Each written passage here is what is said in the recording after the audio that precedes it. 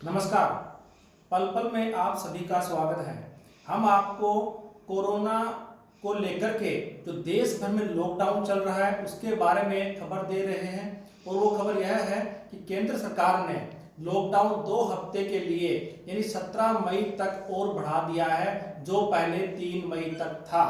इसी से जुड़ी चर्चा हम कर रहे हैं और चर्चा में हमारे साथ है पल पल के प्रधान संपादक श्री सुरेंद्र भाटिया जी। नमस्कार जी। सर, केंद्र सरकार ने 17 मई तक लॉकडाउन बढ़ा दिया है, लेकिन उसमें कुछ शर्तें जोड़ दी और उन शर्तों से देश भर के अंदर जो 3 जोन बनाए, रेड, ग्रीन और ऑरेंज, उनमें शर्तों के साथ कुछ छूट भी दी गई है ताकि लोगों को कोई परेशानी का सामना ना करना पड़े। और कई छूट तो ऐसी हैं जो सीधे जनता से जुड़ी हुई हैं, जिनका जनता को लाभ होगा, जो अब तक जनता को नहीं मिल पाई थी।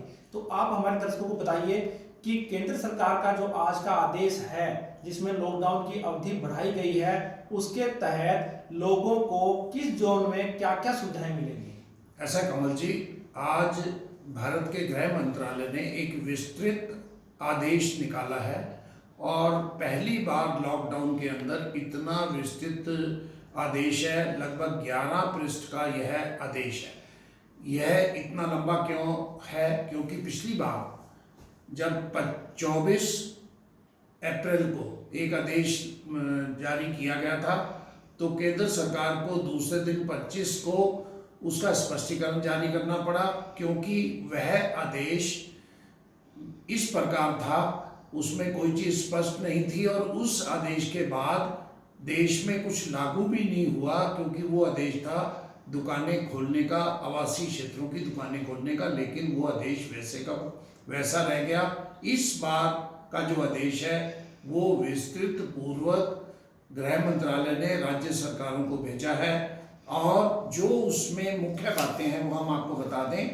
देश को 3 जोन में बांटा गया है, जहां पे 10 से अधिक कोरोना वायरस के जिस जिले में मरीज हैं उनको रेड जोन में रखा गया है और शेष 2 भागों में बांटा गया है, ऑरेंज व ग्रीन जोन में।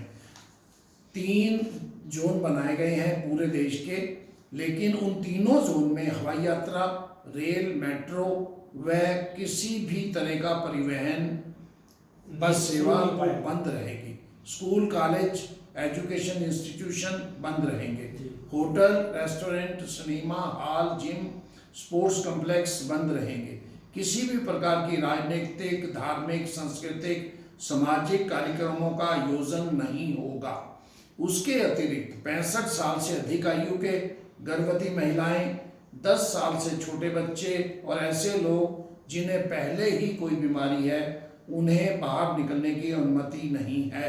यानी ये तो तीनों जोन के लिए लागू रहेंगे। हाँ। कि ये शर्तें हैं और ये बिल्कुल भी किसी भी जोन में इनकी अनुमति नहीं होगी। हाँ, और उसके अतिरिक्त 2 और चीजें हैं। ओपीडी, मेडिकल सर्जरी की सेवाएं जारी रहेंगी तीनों जोन में।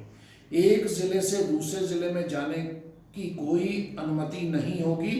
अगर कोई राज्य पूरा ग्रीन जोन में है, कोई पूरा राज्य ग्रीन जोन में है, तो स्थानीय प्रशासन एक जिले से दूसरे जिले की अनुमति दे सकता है। यह तो पूरे देश के लिए है तीनों जोन में।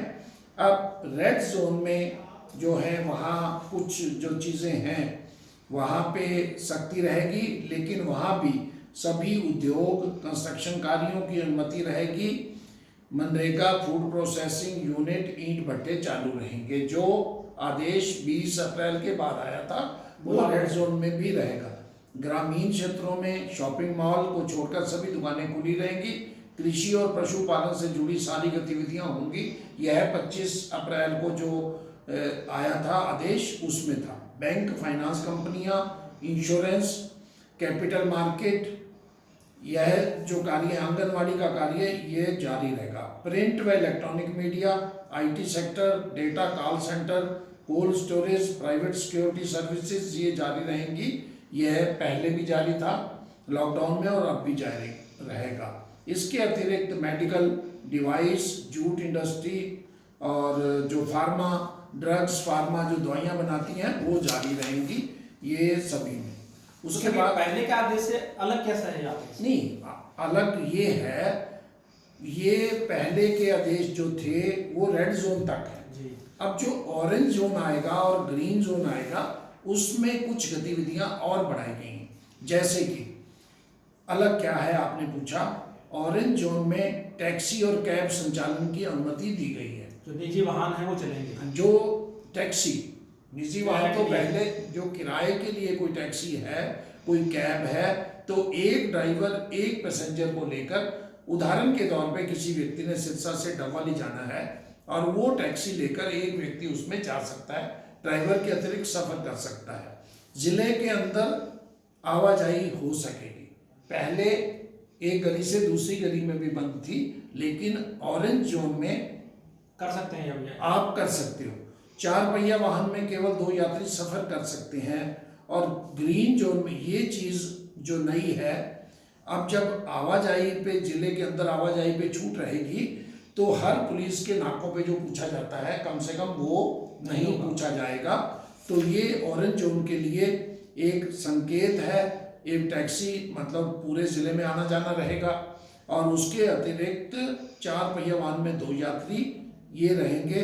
तो इससे ये बाकी जो आदेश हैं, दुकानें कितनी देर खुलेंगी, वो ऑड इवन पे खुलेंगी, वो जिला प्रशासन स्थानीय प्रशासन निर्धारित करेगा। अब ग्रीन जोन में बसों का संचालन पे छूट है और बसों का संचालन पे छूट है वो 50% यात्री बैठेंगे। मान लिया पहले 54 यात्रियों की बस है तो अब उस पर 25 या 27 यात्री ही सफर कर सकेंगे। सभी प्रकार की गतिविधियों की अनुमति, लेकिन सोशल डिस्टेंसिंग का पालन करना होगा।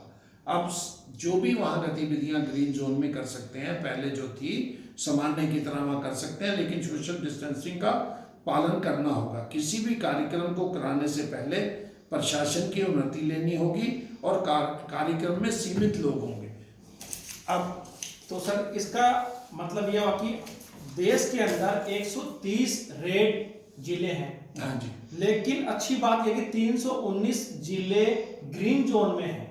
तो इसका मतलब देश के अधिकांश हिस्सों में जो आपने बताया कि 50% यात्रियों के साथ में लोकल जो बसें हैं वो चलेंगी और निजी वाहन भी 2 यात्रियों के साथ में सोशल डिस्टेंस रखते हुए वो भी ग्रीन जोन में चल पाएंगे।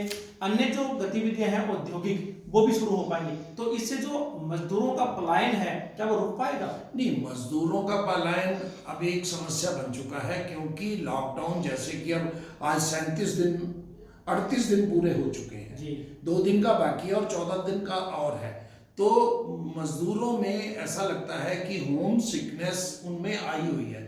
अब उनको काम मिलने की आशाबंदी है, लेकिन हर मजदूर जो है वो अपने घर जाना चाहता है।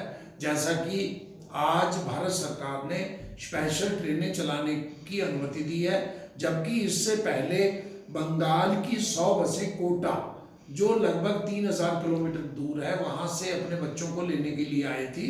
और नांदेड़ साहब से, हजूर साहब से, जो पंजाब और हरियाणा के सिख यात्री थे, जिसके कारण सिरसा में भी 2 कोरोना पॉजिटिव आए हैं और 100 के लगभग पंजाब में कोरोना पॉजिटिव बढ़े हैं, तो वो भी बसों पे आए थे। और इसके अतिरिक्त जो पहले भी जारी था, लेकिन कुछ मैं मोटा मोटा आपको बता दूं, भाई हर व्यक्ति को अपने फेस पे, पब्लिक प्लेस पे मास्क लगाना होगा, वर्क प्लेस पे भी मास्क लगाना होगा। उसके अतिरिक्त जो है उनको सोशल डिस्टेंसिंग रखनी होगी।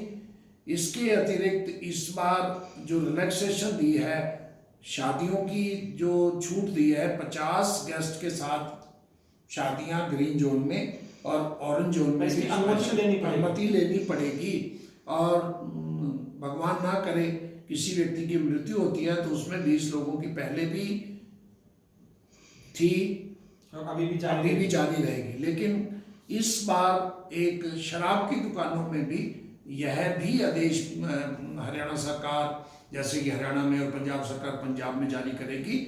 लेकिन होम मिनिस्ट्री ने जो एकल दुकानें हैं शराब की, जो मॉल में दुकानें हैं उनकी अनुमति नहीं है, लेकिन जो एकल दुकानें हैं ये भी सिर्फ ग्रीन जोन के लिए है। ये ग्रीन जोन के लिए है। अब ये सरकार, स्टेट सरकार के ऊपर है। जैसा कि ग्रीन जोन पर बसों की छूट है, लेकिन ऑरेंज जोन में एक ही जिले की छूट है, दूसरे जिले में नहीं जा सकते। अब जो 2 ग्रीन जिले साथ लगते हैं, क्या उनमें छूट होगी या नहीं होगी, यह प्रदेश सरकारें और जिला प्रशासन निर्धारित करेगा।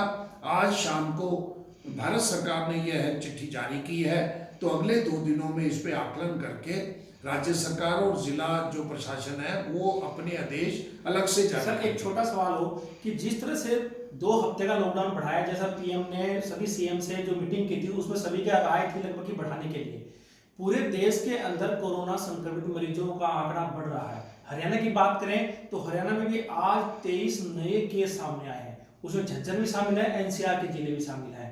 अब हरियाणा का जो टोटल फिगर है वो 364 हो चुका है, लेकिन अच्छी बात यह भी है कि 241 उसमें ठीक भी है। तो एक तरफ मरीज बढ़ रहे हैं, दूसरी तरफ ये छूट मिल रही है, तो क्या ऐसे में क्या माने कि आने वाले दिनों में जो मरीज हैं वो बढ़ेंगे या कंट्रोल हो पाएगा? नहीं, मरीजों की संख्या तो और भी बढ़ सकती है, क्योंकि उदाहरण के तौर पे अब हर स्टेट के टेस्ट जो किए गए हैं, मान लिया हरियाणा ने 500-600 लोगों के टेस्ट के रिजल्ट आने हैं, तो वो मरीजों की संख्या बढ़ेगी। अब छूट क्यों दी जा रही है?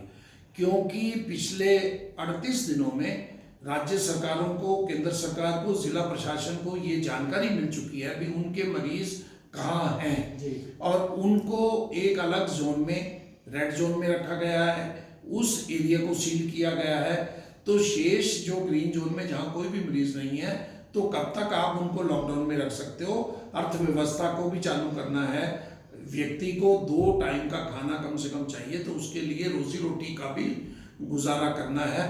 इवन कि 1 महीने में राज्य सरकारें, सभी राज्य सरकारों की आर्थिक दशा खराब हो चुकी है। जैसा कि मुख्यमंत्री ने आज ही कहा है 1200 करोड़ का नुकसान हुआ है और उसके लिए सैलरी के लिए लोन लेना पड़ रहा है, तो इसलिए आर्थिक गतिविधियां भी चलानी होंगी, लेकिन कोरोना का युद्ध भी जारी रखना होगा सोशल डिस्टेंसिंग के साथ और मास्क लगाकर।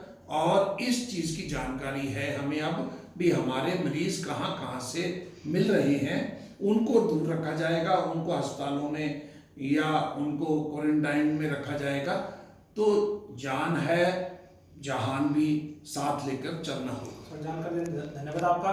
तो दर्शकों, हमारी भी आपसे यही अपील है कि यदि आप ग्रीन जोन में हैं तो आप यह मत समझिए कि आप सुरक्षित हैं। अगर आप बचाव करेंगे, जागरूक रहेंगे तो ही सुरक्षित रहेंगे।